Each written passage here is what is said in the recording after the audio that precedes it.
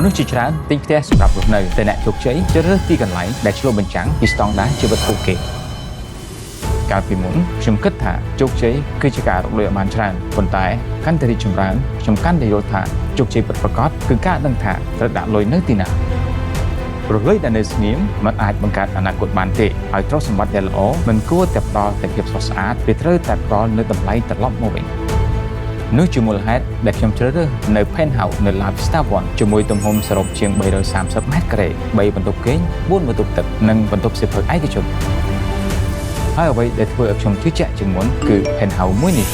អាចបង្កើនចំណូលពីការជួលរហូតដល់$8,000ក្នុងមួយខែដូច្នេះនៅពេលមនុស្សមួយចំនួនមើលឃើញពីតម្លៃ$1,37,000ខ្ញុំមើលឃើញ asset មួយដែលអាចរក្សាតម្លៃបង្កើនតម្លៃនិងបង្កើតចំណូល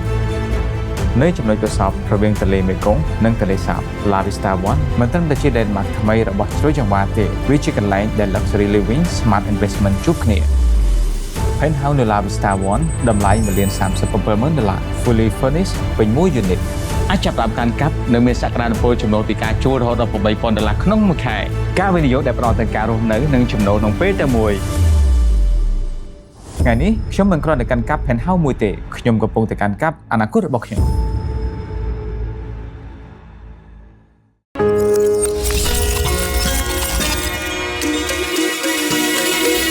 បើបុព្វ Land and Home លោកអ្នកអាចជឿជាក់បាន